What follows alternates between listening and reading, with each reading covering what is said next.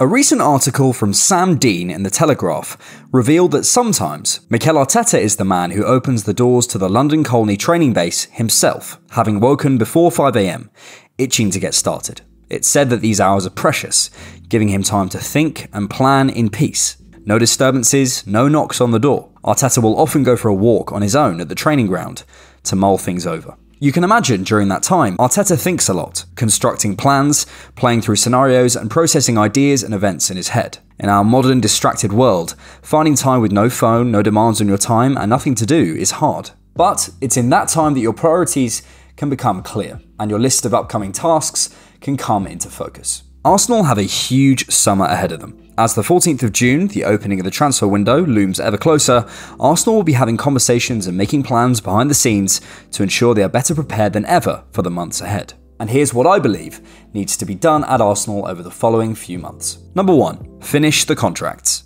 Though this isn't easy, it may be the simplest of the lot. You could argue White and Ødegaard need looking at, but I'm less worried about them as they could both be here until 2026. The priority is to get Saliba done. Willow's current deal expires next summer, having signed in 2019, and you can imagine he'll be looking for a significant increase to his reported £40,000 a week pay packet. In terms of expectations, I don't think it's unreasonable to expect his salary to more than quadruple. That may sound like a lot, but Saliba is undoubtedly one of the best young defenders in Europe, and we saw what happened when he came out of the team at the end of last season. Though I'm a firm believer no talent should ever hold you over a barrel, he is very valuable to us.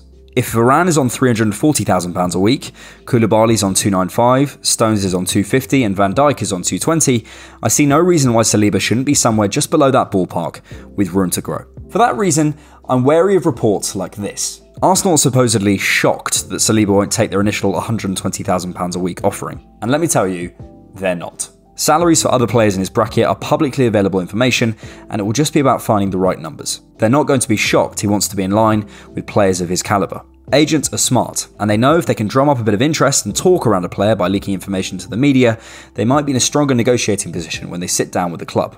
We also do forget that agents ultimately do have their own self-interests. Let's say Saliba's agent gets an extra £30,000 added to Arsenal's initial reported £120,000 weekly wage offer, and let's say they take even 5% from that. That moves their weekly commission from £6,000 a week to £7,500 a week. Saliba is by far and away his agent, ND Sports Management's highest profile client. £1,500 a week is a lot to an agency of that size. Arsenal have done some terrific work getting long-term deals done for the likes of Bukayo Saka, Aaron Ramsdale, Gabriel Martinelli and Gabriel Magalhaes over the last 12 months. As much as we like to focus on the market as fans, protecting and increasing the value of assets you already have is just as important, and contract management is a big component of that. We do have to give credit to the club for their improvement in this area compared to the previous regime. According to Transfermarkt, Arsenal's squad value has risen from €607 million in 1920 to €934 million in 22-23, an increase of nearing 50%, although that is of course based on opinion, and a player is worth what a club is willing to pay, which is subjective. There were some significant grumblings in the fanbase over the length of Bukayo Saka's contract,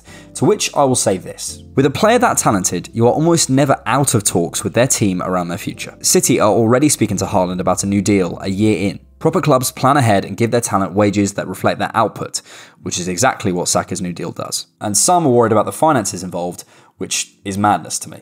Capology says Sabitzer, Thiago, Anthony, Sterling and Martial are just some of the 28 better paid players pre-summer than Saka in the Premier League in terms of base salary. Trust me, we're getting value for money. And to those who criticise Saka for reportedly wanting a release clause, an agent wouldn't be doing their job right if they didn't protect their client's future. A release clause protects a player's value, and if the buying club can't agree terms, the player doesn't move anyway. Release clause or no release clause, if Saka wanted to stay, he'd stay, and if Saka wanted to go, he'd go. The players have the power. Number 2. Evolve the midfield. Rice Caicedo. In all seriousness, Arsenal have a few issues in the midfield, and we do need to look to the market, as I don't think we have the solution in-house as it stands. The first problem we have is age profile. Take a look at this. We've got our goalkeepers, defence and forwards into a perfect peak or pre-peak place, but our midfielders are starting to hit the wrong end of the age curve. I'm almost certain we'll address that, and it looks like we're going to, based on the links to Rice and Caicedo, yep, fine. The second problem is a tactical one. Arsenal's off-the-ball pressing structure is one of the standout improvements from the season, relying on high intensity and intelligence from the forwards and ability to defend large spaces and duel-winning capacity from the back four. However, it requires the midfielders to win a lot of second balls and duels, then progress the play forward. At the moment, we have some decent numbers in this area, but there is levels to this. Declan Rice has the best numbers for interceptions and possessions won in the entire league, as well as being third in the league for passes into the final third, slightly bettering Partey. Caicedo is second in the entire league for both tackles and interceptions. Xhaka and Partey are great players, but there's growth potential in this area, even if it's not with you-know-who. The final problem we have is an availability issue at both ends of the spectrum. It doesn't matter how good you are if you can't get on the pitch. Thomas Partey has missed 37 games for Arsenal through injury in 3 seasons.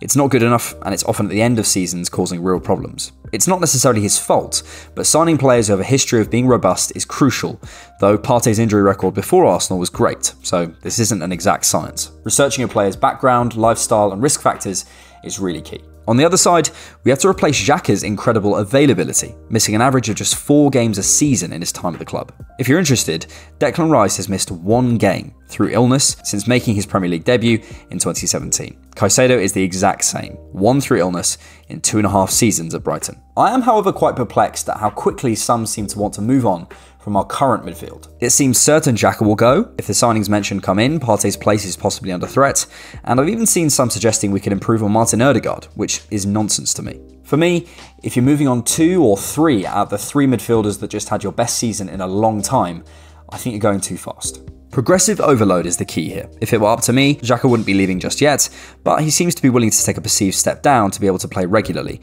which I respect. I think you risk destabilising things if you're changing too much, too fast. Slow and steady wins the race. Rice and Caicedo are, of course, the names mentioned. And if you'd like to see how I think that might work out in practice, as well as my assessment of Caicedo's suitability and where I think he'll actually be playing, which may surprise you, then you can check out the bonus content to this video on Patreon or by signing up to become a channel member to get that and loads of other benefits for just £3 a month. The forward and defensive areas need looking at too, but the midfield area is key this summer. Number 3, sell well. In this video, I made the case for why Edu hasn't been able to sell particularly well up to this point. In short, the speed of squad turnover required, the financial disparity of the Premier League to the rest of Europe, and the position of weakness Arsenal were in meant that it was hard to do much more than he could do. But now, Arsenal are in a much better position and have some seriously saleable assets. The likes of Kieran Tierney and Folarin Balogun, as well as possibly Nketiah, Sambi, Pepe, or even Smith Rowe, should mean we can command some decent money in sales this summer. I'd be disappointed if we didn't see our outgoing sale record broken this summer, currently Oxlade-Chamberlain, for around 35 million in 2017. Because the Premier League is almost its own internal market now. When Nottingham Forest, Wolves and Southampton have a net spend of over 100 million each last summer, while La Liga's entire net spend was about 47 million euros, you know we're in a weird football matrix. But that means there's clubs with money below us in the league, and that means I'd like to see us sell to them. Whether it's Tierney to Newcastle, Nketiah to West Ham, or whatever the latest rumour is, we no longer need to sell our very best players to get decent sums, and I'd like to see us get that right this summer. For me, Balogun is a very good player, but isn't 100% the profile that Arteta wants, so I think will be sold. The strikers we've been linked to, Calvert-Lewin, Isaac, Vlahovic, etc., show me that at some point, Mikel will move for that type of player. Balogun is less of a box presence, he's more suited to having a strike partner, and doesn't have the height to offer threat in the air, despite being a terrific player. His value is at an all-time high, and there's a pair of clubs in Milan with some nice Champions League money in their accounts who started both legs of the semi-final with a 36-year-old Giroud and a 37-year-old Dzeko. Sell.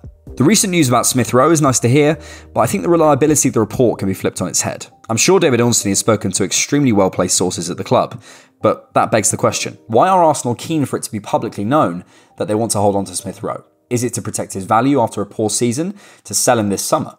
I'm not saying that's dead certain, I'm just saying we can't rule that out. Because finally, on our to-do list, number 4, be ruthless. This isn't something that comes naturally to Arsenal as a club, but it's something Mikel mentioned recently that I'm extremely excited by. We need to be ruthless and have a reset, as he says. But what kind of reset? Well, to me, it's about standards. We can't watch Man City potentially do a treble, get frustrated at the club for not holding on to win a title against these absolute robots, and then moan the second there's a rumour we might sell a player we like, but who isn't quite there yet. You can't have it both ways. We have to accept there will be players at the club that we have to move on, that we may like. In the last 3 years, City have sold Jesus, Zinchenko, Sterling, Ferran and Sane. This summer, it seems like Cancelo will be gone. Those are all top players. They're multiple Premier League winners, Team of the Season candidates and winners, but for whatever reason, they were moved on, and it hasn't held City back. They were no longer what City needed.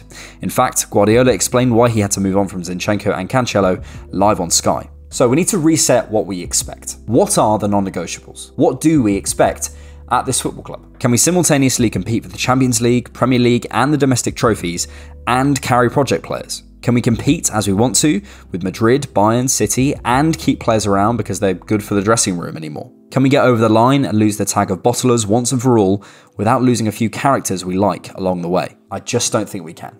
I have to say, I've trusted Arteta from the beginning and I've got pelters for it because I saw the vision. He's reunited the club and the fan base. I was in the stadium on Sunday when everyone chanted his name and he couldn't start his speech. It was electric. The club is behind him and we have to be behind him to reach the levels we want. And that will involve making some uncomfortable sales, doing some unpopular things and upsetting some people. But it's not personal. It's bigger than that. This club is bigger than one player or one person. We're Arsenal and the reset we need is to act like the Arsenal we all fell in love with. The one that said we could go a season unbeaten, then went and did it. The one that sold our top scorer because he was unhappy and signed someone even better. The one that signed the star player from our biggest rivals. You can't succeed in anything without ruffling a few feathers. It's the nature of the beast. And this summer, we need to do just that.